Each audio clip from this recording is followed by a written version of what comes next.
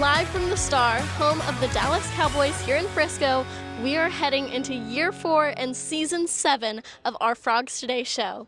I hope that everyone had a great 4th. I'm Mallory James Mahoney, and we are pumped to get Season 7 underway, as well as our weekly Frog Flash episodes, and of course, State of the Frogs with Sonny Dykes. And new this year, we will have episodes of State of the Frogs with TCU Athletic Director Mike Buddy. We thought it would be appropriate for Season 7 of Frogs Today would be from Big 12 Football Media Days, and we have to start with men's tennis and Cam Norrie, who advanced to the quarterfinals of Wimbledon for the second time in his career to take on world number 2 Carlos Alcaraz. Cam was ready for an absolute battle. Obviously, he knows Carlos really well. They're good buddies. There's a lot of respect from each other, to each other. Cameron has beaten him twice before. He beat him in the finals of Rio of a big tournament. So they knew it was going to be a battle. Obviously, Cameron knows that he has to play well to beat Carlos, especially right now. We feel that Carlos is playing at his best right now. In the match, he had some opportunities early in the match. He had Carlos love 40 in the first game that Carlos served. Who knows if he breaks, whatever. Maybe we have a closer match or Cameron wins. Being there and kind of observing Cam, I know he didn't hit a ball the day before because of how brutal and grueling it was the match before that.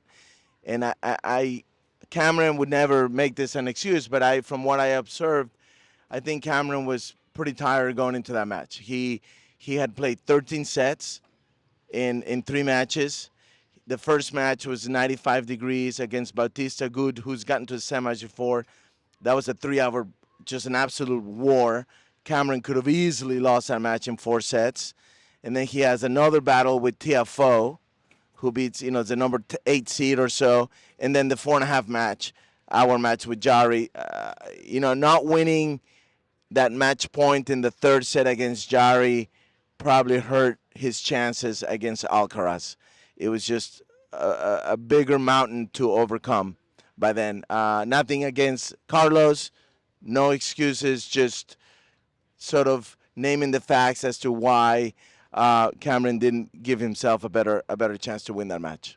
Alcaraz was a bit too much for Norrie, outlasting him in straight sets, and now his eyes are set on the U.S. Open. We had a chance to talk to Norrie before heading to Wimbledon, as he spent some time at TCU preparing for the tournament. He talked about how playing college tennis prepared him for professional tennis. My career at TCU was amazing for my development, not only as a player, as a person too. And I came in here and I think I was very immature. And it was definitely the perfect platform for me to really improve my game. And the culture here is just unbelievable. Everyone's pushing each other. Devin and David really set the standards very high. So I'm a very competitive person as well. So I took to it very, very, very well. And then it really gave me a lot of momentum and a lot of confidence. And being able to compete for TCU was so good, and it was a lot of fun. So it's tough to put into a short sentence now, but it was definitely kind of where I started as a pro and start acting like a pro and started some good routines and good things to set me up well for my career. There was a record number of former college players in the draw this year at Wimbledon, and we look forward to seeing Norrie along with Jake Farnley, Jack Pennington, Louis Maxted, and Pedro Vivas in New York in August.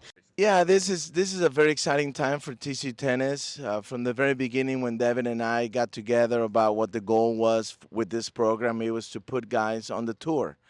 And we have 15 guys playing right now. This week we had 15 guys, current and former players for TCU at all levels. We have Cameron and Jake at the highest level, top 50 both in the rankings.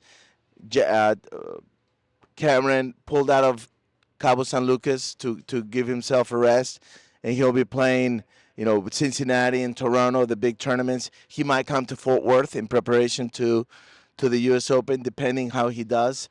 Jake will be playing Washington and those hardcore tournaments leading up to the U.S. Open. And then you have Jack playing all the challengers, Alistair Gray, Louis Maxted who's playing the challenger this week. Jack is in the semifinals of a challenger in Nottingham right now. He won today. And then you have Albert Pedrico and Cooper and Rybakov right here playing in Dallas. Rybakov beat Cooper. So we actually we've had a bunch of matches just amongst TCU guys beating TCU guys this summer. So it's exciting. It's just busy. The guys are all over the place, but that was the goal, is to get guys on the tour, and it's happening, and hopefully it just continues. We were recruiting at Wimbledon, and that is the message, is you want to play on the tour, come to TCU. Moving to women's basketball, 5'10" transfer guard Olivia Miles makes her senior national team debut for Team USA in Chile at the Americup and is now a two-time FIBA gold medalist as she helped lead the red, white, and blue to a 92-84 win over Brazil in the championship game. Miles led the competition in assists, averaging 7.1 assists, 6.9 points, and 5.3 rebounds per game throughout their 7 games. She has 9 assists in the final and 10 assists in their win over Mexico. We look forward to having Olivia in Fort Worth on campus for good. She is the active leader in Division I basketball in career assists per game, career assist, and triple doubles. We are going to take a quick break after a word from our sponsor, Richards Rainwater. What do you see when you look up at the clouds? At Richards Rainwater, we see the greatest source of pure, delicious water looking right back down at us. We've invented a simple, powerful technology to collect and bottle rainwater. Our process begins with the rain. When clouds become saturated, droplets fall from the sky. Rainfall is a naturally cleansing event. During the first few minutes, the raindrops clean the atmosphere and wash away any dirt or debris from surface areas. At this cleanest point in the rain cycle, we collect the pure raindrops into large storage vessels. Then, we use a simple, yet effective combination of ozone and microfiltration to ensure our rainwater surpasses the highest drinking water standards. We pour the pure, refreshing rainwater into glass bottles and aluminum cans, packaging as infinitely renewable as the water itself. Richards Rainwater is building a network of collection systems across the country to ensure our rainwater is local everywhere. The purest, best-tasting water comes from the sky. Richards Rainwater, sip the sky. Welcome back to the show. Last week, we were very fortunate to have TCU track and field long jumper Emma Seetoo in studio to talk about her journey at TCU. Seetoo has been at TCU all 4 years and had some decisions to make growing up in Virginia and playing multiple sports, including soccer for 11 years. When I played soccer, I was, I guess, the fast one. Just kick a through ball and Emma will run up to it. I was always known, I guess, as the fast girl, but it was in 8th grade, one of the dads of my teammates, he was just like, you should try track and field, you're really fast. And I just thought, okay, sure. And I was really shy growing up, really, really shy. I couldn't order my own food at a restaurant. And so for some reason, the universe just made me think, okay, let's try this new sport, even though I've been playing soccer for 10 years. And that was definitely something that nobody expected me to do, because I was always soccer. And so just because of that one dad, he was like, you should try track. And I found this one club and they introduced track and field to me and I loved it ever since. And freshman year, that was 8th grade. That was the summer going into 9th grade. And so I had one summer going into freshman year of high school where I did track while playing soccer. And then freshman year of high school, I would go from high school to track practice and then the soccer practice. So I was doing 2-a-days, but with 2 different sports. And it was a lot, but I'm fortunate my parents were able to have that flexibility to drive me to all the places. But I remember after that, I did win state championships my freshman year, which was completely unexpected, but definitely very motivating and was, eye-opening, wow, I actually could be really good at this. And I remember my mom asked the question, if you got hurt in soccer and couldn't do track, how would that make you feel? Because at the time, a lot of my soccer teammates were getting hurt. like foot injuries and whatnot. And I thought to myself, wow, like I couldn't imagine not doing track and field. And it wasn't that I loved soccer less. It was just track was, it was new, it was fresh, and it was just so fun. And so sophomore year of high school on, I focused only on track, left soccer behind, and the rest is history. I am from Northern Virginia, and so I've had my travels around the country, but I've never been to Texas. And so one day I was just on my phone, Instagram, and at this point I've had conversations with coaches from numerous schools, but I just hadn't found the one. And so one day I was on Instagram and I saw a message request from the TCU Jumps coach. And at that moment I was like, I've never heard of this school. And I, for some reason, didn't Google what it was. I just kind of brushed it off and I never responded. And a few weeks went by and my club track and field coach, he was like, Emma, TCU's knocking on your door. Like, they want to talk to you. You need to give them a phone call. And I was like, TCU, what? Like, I've never heard of them. And I think I was blinded a little bit coming out of high school. Like, I want a big name school like Oregon, Georgia. But I knew, like, realistically, that probably wasn't going to be in the cards for me. And so when this school was, you know, trying really hard to approach me, I was like, okay, like, this, you know, you want a school that wants you. That was one thing my club coaches told me, is like, you want a school that appreciates you and celebrates you, not one that tolerates you. And so I was like, okay, this is a green flag from the start. And so I reached out back to the coach and I was like, sorry for missing your message, but we ended up calling. And what was funny is that they were kind of playing telephone. They were trying to connect to people who knew my coach. So the cross country coach here at the time knew someone in Virginia that coached club track as well, who knew my club coach. And that's kind of how the chain got back to me. And so I called the coach, I remember, on February 17th, because 4 weeks later, on March 17th, that's when I committed. And I remember the coach, Sean Jackson, he was like, what would it take to get you here? And I was like, oh, you know, like, oh, maybe a couple more phone calls. Like, I didn't know what he meant. He goes, well, how about a full scholarship? And I was like, wow, like, that just made me feel like really seen and appreciated. And from then on, I was like, go TCU. And it was funny because I was like, Texas Christian University, like, I had no idea what to expect. And especially during COVID, I wasn't able to do any tours. So everything was done on Zoom. And so the first time I stepped foot here was in April, a month after I committed, with my mom, and we couldn't even meet the coach at the time. And I was just like, I hope this was the right decision. But yeah, I'm really glad, you know, he reached out 4 years ago, because like I said, like, that changed my life. Like, that truly changed my life trajectory. And I'm very fortunate for that. Emma talks about her 4 years at TCU and how this program shaped her into who she is today. Yeah, I would say I'm a whole new person. Like I said earlier, I was really shy coming in, and I think college and just meeting the right people that bring the best out of you is what helped me a lot to grow. And one thing I found with TCU is that they really develop you as a person.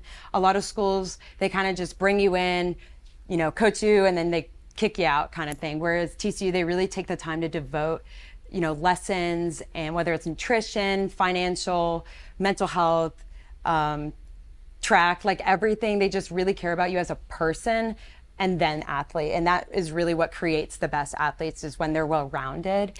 One thing I laugh at is my teammate friend Maria, the javelin thrower.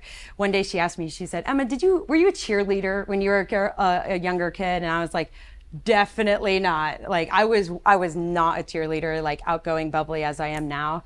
I credit just the people here, the school here, and I love who I am. So I definitely would say it had its highs and lows, more highs than lows, but it was really the people that helped me out of those lows. I think everyone will find themselves in kind of like a plateau at one point with track.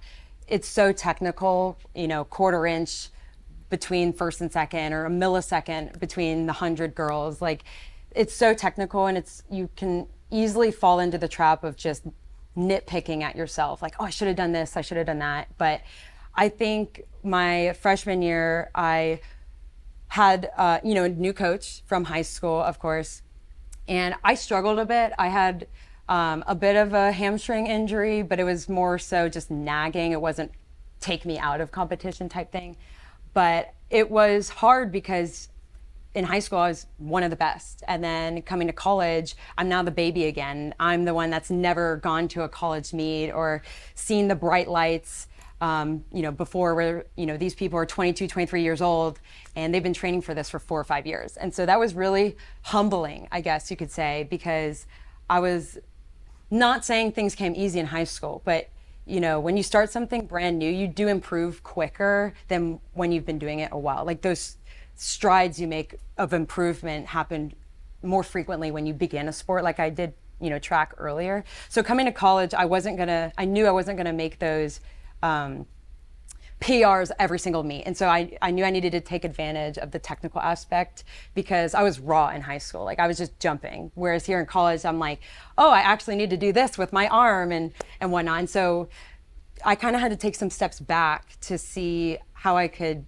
take, 3 steps back, 5 steps forwards, because just jumping for fun wasn't going to help me, medal at Big 12s. I needed to know exactly what to do. And so the coach here really helped me through that. And we had a coaching change sophomore year. A new head coach came in, and his second year here, he decided to take the program into a different direction with the coaches, and we had a new coach. So that was also a new adjustment. Coaches have their own programs, own workouts and whatnot. So I struggled a little bit as well. And I think, like I said, I think it was just the people, my teammates. We grew the program with the new coaching staff, so we really became more of a family. And so when you did find yourself low, you always had a shoulder to lean on. A smile at practice could just brighten someone's day. So all in all, I think I ended on a high. I love TCU, I love the coaches, and I'm just thankful to have been able to experience this program. Emma has one more semester left to graduate. She's been working in elementary and high school education for deaf and those hard of hearing, and that's what's next for her in her future. It's very niche. That's what I've been told. It's very niche. In high school for my language requirement, at the time I was at one of 3 high schools that offered American Sign Language. And so I took it all 4 years of high school. Shout out Miss Burke. She also changed my life because she just opened up this new passion of mine that I had no idea was there. And going into TCU, I was kind of deciding between like speech language pathology or deaf education. And I knew I loved working with kids, and I wanted a degree that could immediately put me into the workforce. I wouldn't have to do more school or any internships. Like I could just immediately go make an impact in the community. And so just after researching and talking to a lot of mentors, I decided on deaf education, and I can't wait to do it. So one thing that drew me to TCU was their major, deaf education. A lot of schools don't offer it, which makes TCU even more special. And so throughout my time here, I've been learning how to teach kids who are deaf and hard of hearing. And so that leads me into my final semester here in the fall. The first 7 weeks, I'll be in a 4th or 5th grade classroom with kids who are deaf and hard of hearing. And then I'll go on to the high school and teach kids who are deaf and hard of hearing. And it could be math, science, history, English language arts, reading, like all that stuff.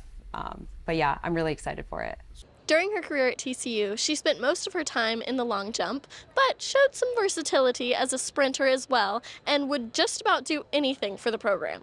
Honestly, I don't know. I've never thought about how I got into long jump. I think just being so big-eyed, excited, I just wanted to try a bit of everything when I first started. And I guess I just credit the coaches. I mean, they, I guess, saw my potential. And freshman year, not freshman year, 8th grade, I jumped like 16 feet or something off the wrong leg. And they're like, wait a second, you could be really good. And so I think I just took that and ran, literally. But in high school, throughout high school, I did triple jump, long jump, 100, 200, 4x1, 4x4. And I just always came back to long jump. I loved it. And it's funny because a lot of jumpers will say they like triple jump more. And I would never say that. Long jump's my pride, and I love long jump. It's just my favorite. So coming in, I think we got second to last or last my freshman year at conference. We struggled, but I think just the dedication that we have, and then the coaches had in us, the trust that they had in us, it was just, I'm so blessed to have experienced that. And just having role models on the team, whether we're the same grade or they're younger, we just uplift each other. And to finish, I think 4th, like you said, outdoor, the highest ever. I mean, I'll never forget that moment. What a special story, and we wish Emma the best as she finishes her college education. Moving to indoor volleyball, Jason Williams' team has been to the NCAA tournament the last 3 seasons and is quickly turning this program into a volleyball school attracting some of the best players out of high school and in the portal. One being transfer Rosie Archer from Pepperdine. I really liked the idea of a small school, and I know their academics are insanely impressive, so that kind of spoke to me. And I don't know, maybe just trying something new, getting away from home, growing a little bit on my own. That kind of called to me a little bit. She is not far from Fort Worth, as she grew up in Fairview and went to Lovejoy High School, just about an hour east. High school was just a lot of fun. I mean, I got to hit in high school and set, so it was just a lot of exposure. And I had Avery Carlson. She's amazing. We just kind of grew a lot together in club. I was surrounded by amazing college athletes who also went D1. So I was just constantly getting exposed to high-level volleyball, and it just, helped me grow a little bit. Archer, a junior, talked about her decision to come to TCU. I actually saw TCU a lot on my Instagram, and they seemed like a very trending team, and I could see that they had a lot of energy, and they're playing all these big games, and I don't know, it just seemed like a big competitive culture and something that I really wanted to be a part of. And I really just wanted to grow more as a player and join a culture that is so high level and competitive. I mean, the coaches all want you to get better and they push you, and I really, really respect that. And I was able to just, in all aspects of my game, grow, which was like my biggest thing for transferring. And whether it's my defense, my blocking, my serving, my setting, every single thing they have points for, and they're always trying to make me my best. Jason is so strong into what he wants this program to be, and he sticks to that, and he lets it bleed into us. So it all is very connected, and you can see that he really wants to win, and he wants us to win just as much as he does. And it's a super strong environment of wanting to win. Even in practice, that every rep, every point is taken very seriously. And I really respect that. And it's just, everybody has a will, and they're always going to put their best effort into wanting to win. And I think that'll translate onto the court when we play. Volleyball opens Labor Day weekend at the State Farm Women's College Volleyball Showcase, taking on Pitt and defending national champion Penn State. I just think it's super cool to see what our team can do, because we do have some new players and a new group together. And I think it's just, you can see the hard work we've put in through summer and spring and kind of like showcase it and see if we can handle the pressure. And I know we can. I think it's just a super good way to prepare for our conference and, face super high level teams. Next week, we have TCU showgirl turned NFL cheerleader Lauren Shondow, who talks about the process of being selected to the 2025 Miami Dolphins cheerleading team. That will do it from Frisco. Stay connected for dynamic, original content right here at Frogs Today. For Roxo Media House and Frogs Today, I'm Mallory James Mahoney.